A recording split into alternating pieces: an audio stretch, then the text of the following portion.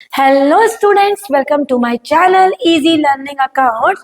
तो अब रिवाइज करते हैं हमारा next chapter retirement of the partner, जिसमें क्या क्या वो इम्पोर्टेंट टॉपिक्स हैं जो आपको एंड मोमेंट पे अच्छे रिवाइज करने चाहिए, उनको डिस्कस करेंगे। तो सबसे पहले तो हमें पता होना चाहिए कि रिटायरमेंट ऑफ द पार्टनर का सेक्शन क्या है। तो section 32 of Indian partnership act 1932 में हम रिटायरमेंट ऑफ द पार्टनर पढ़ते हैं। रिटायरमेंट पार्टनर क्यों रिटायर होता है? अपनी मर्जी से रिटायर होता है। अगर उसका वर्क पूरा है, वॉलंटरी रिटायरमेंट है, अपने विल से वो पार्टनरशिप में रिटायर हो जाता है, या फिर अगर वो अपनी कंसेंट से कुछ लिखकर डॉक्यूमेंट में लिखकर दे रहा है कि वो रिटायर होगा, तो वो भी प्री नोटिस के बाद रिटायर हो सकता है। जब पार्टनर रिटायर होगा तो वो किसको लायबल है? Section 32(2) of Indian partnership act कहता है कि वो दो लोगों के लिए लायबल है। एक दो एग्जिस्टिंग पार्टनर से अगर उसने कुछ लिया है तो, और अगर कोई आउटसाइड लायबिलिटी कोई थर्ड पार्टी को लायबल है तो वो उसको भी पे करेगा। नाउ तो सबसे पहले जो इस चैप्टर में हमें न्यूमेरिकली रिवाइज करना है वो है हमारा calculation of new ratio and gaining ratio. तो न्यू रेशो होता है बच्चों हमारा new ratio equals to old ratio plus gaining ratio, और अगर गेनिंग रेशो निकालना हो तो new ratio minus old ratio is the formula of gaining ratio. For example अगर क्वेश्चन में रेशो है 3:2:1, तो 3, 2 और 1 को ऐड कर लो तो ये आ गया 3/6, 2/6, 1/6। मान लो ए, बी और सी में हमारा बी पार्टनर रिटायर हो गया तो न्यू रेशो हो गया 3:1। अगर क्वेश्चन में कुछ भी नहीं है, अगर इसने पूरा रेशो ए को दे दिया तो 2/6 इसमें ऐड हो जाएगा तो 5:1, और अगर उसने सी को पूरा रेशो दे दिया तो इक्वल 3:3। इसमें किसी भी एक पार्टनर का गेनिंग रेशो, न्यू रेशो कुछ ना कुछ पूछ सकते हैं in the MCQs based questions, ठीक है। तो या फिर वो 2/6 ने उसको आधा आधा दिया तो 2/6 को आधा करके ए में ऐड और सी में ऐड, या फिर 2/6 को उसने 3:2 में दिया तो 3/5 ए में ऐड और 2/5 बी में ऐड कर देंगे। तो इस तरीके से क्वेश्चन को सॉल्व करेंगे। और अगर गेनिंग ही रेशो दिया हुआ है तो न्यू रेशो और गेनिंग रेशो के होने पर क्वेश्चन अगर आपसे ओल्ड रेशो पूछ रहा है तो निकाल लेंगे, फॉर्मूला यही लगाएंगे और आंसर को कैलकुलेट कर लेंगे।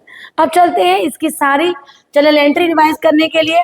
तो नंबर 1 पे हमारी वही होती है accumulated profit, general reserve fund, P&L to all partner distribute हो जाएंगी। नंबर 2 एक्यूमुलेटेड लॉसेस, तो ये हो जाती है बेटा हमारी all partner to advertisement suspense to deferred revenue to P&L। उसके बाद थर्ड नंबर पे WCR और IFR, जैसा हमने एडमिशन में रिवाइज किया था, चेंज में रिवाइज किया था, सेम वही है, और ऑल पार्टनर में एडजस्टमेंट करके इसको शो करेंगे। फोर्थ नंबर पे हमारी वही रिवैल्यूएशन अकाउंट की सारी एंट्रीज जो हमने प्रीवियसली एडमिशन और चेंज इन प्रॉफिट में रिवाइज कर चुके हैं। उसके बाद रिवैल्यूएशन के बाद हमारी नेक्स्ट एंट्री होगी ओल्ड गुडविल की, वो होती है हमारी all partners to goodwill appeared या एग्जिस्टिंग के नाम से भी दिखती है, या फिर बैलेंस शीट में एसेट साइड। और ये सारी एंट्री जो भी थी वो सारी की सारी हमारी ओल्ड रेशो में बच जाएंगी। 6 नंबर में चैप्टर रिटायरमेंट में हमारी सबसे 6 नंबर की एंट्री होती है गेनिंग टू रिटायरिंग पार्टनर।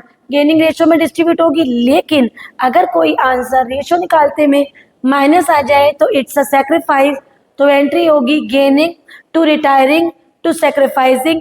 याद रखना पूरी फर्म की गुडविल से ये डिस्ट्रीब्यूट होगी, फर्म की गुडविल से ही डिस्ट्रीब्यूट करना और एग्जिस्टिंग पार्टनर या फिर रिटायरिंग पार्टनर की गुडविल से उसको बिल्कुल भी डिस्ट्रीब्यूट मत करना। अगर क्वेश्चन में पूरी फर्म की गुडविल ना दे रखी हो तो किसी एक पार्टनर की गुडविल तो होगी, उससे पूरे उसके शेयर से एक्सचेंज करके वैल्यू इधर की साइड लाकर फर्म की गुडविल निकाल लेना।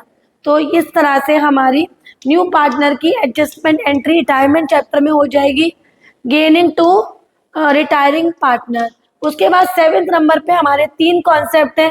अगर पार्टनर को कैश दे दिया गया, retiring partner to cash, loan करा दिया, रिटायरिंग पार्टनर टू लोन, थोड़ा कैश थोड़ा लोन होगा, retiring partner to cash to loan, इससे हम एंट्री कर देंगे।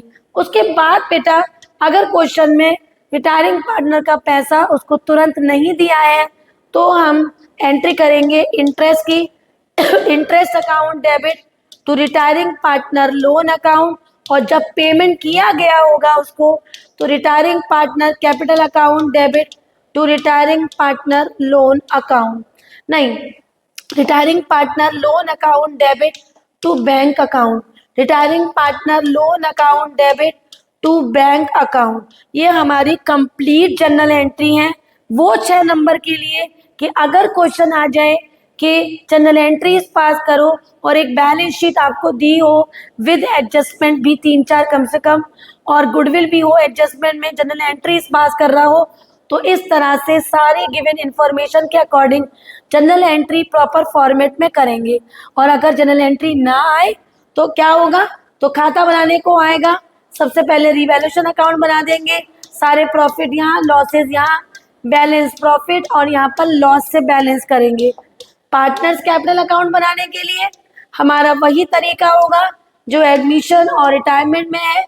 कहाँ तक, जहाँ तक हमने बाई बैलेंस बीडी लिखा, जहाँ तक हमने general reserve, reserve fund P&L लिखा, advertisement suspense, deferred revenue P&L, यहाँ पर WCR IFR आफ्टर एडजस्टमेंट्स, यहाँ पर बाय रिवैल्यूएशन का प्रॉफिट, या फिर यहाँ पर टू रिवैल्यूएशन का लॉस, यहाँ पर बाय गेनिंग पार्टनर का नाम, अमाउंट रिटायरिंग पार्टनर में, या फिर बेटा यहाँ पर रिटायरिंग पार्टनर का नाम अमाउंट गेनिंग पार्टनर में, अगर फॉर एग्जांपल ABC में C रिटायर हो जाता है तो।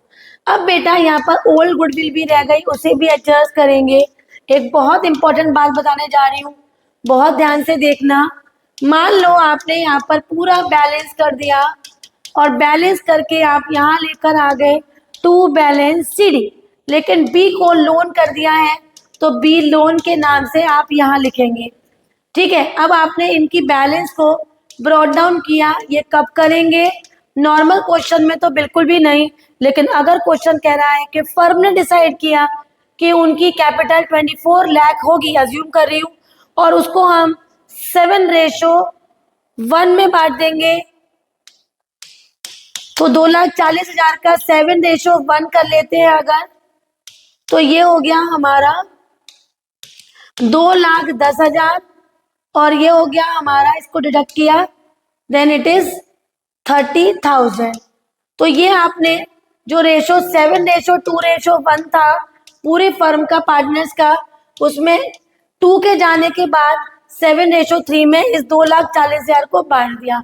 अब मान लो पहले से बैलेंस दे रखा था यहाँ पर 2 लाख और दे रखा था 1 लाख।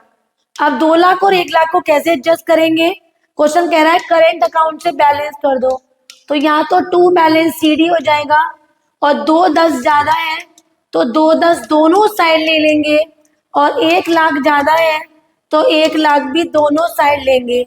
यहाँ पर बाई करेंट अकाउंट से 10,000 आ जाएगा और यहाँ पर करेंट अकाउंट से 70,000। इसे बच्चों कैश विड्रॉ कहते हैं और इसे कैश ब्रिंग इन कहते हैं। ये जो लास्ट का हिस्सा बताया ये सेपरेट क्वेश्चन 3 नंबर में भी आ जाते हैं।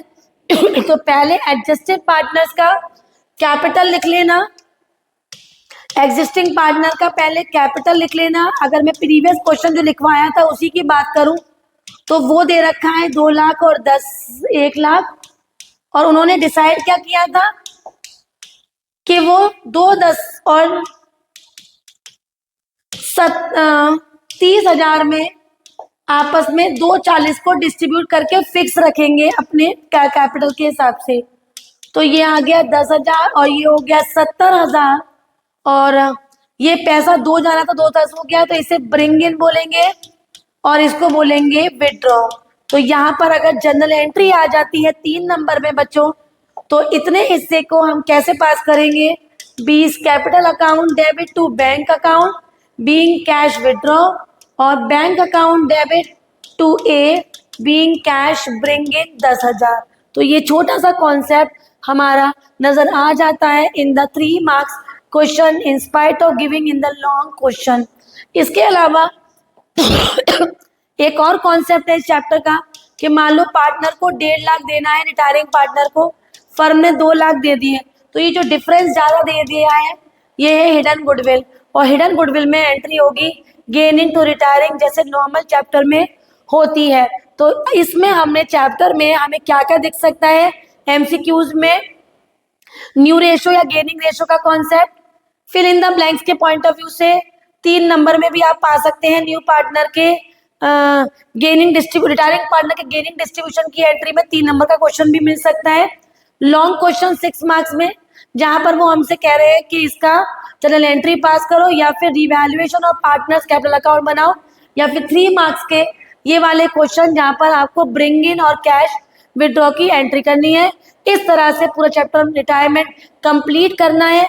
बहुत ही अच्छा, इंपॉर्टेंट और इजी चैप्टर है। कोई भी डाउट हो तो कमेंट करके पूछ सकते हैं। अभी तक सब्सक्राइब नहीं किया है तो जरूर सब्सक्राइब करें और अपने फ्रेंड्स में चैनल को बहुत ज़्यादा शेयर करें ताकि ज़्यादा से ज़्यादा लोग हमें देखें और लाइक करें, सब्सक्राइब करें। Bye bye.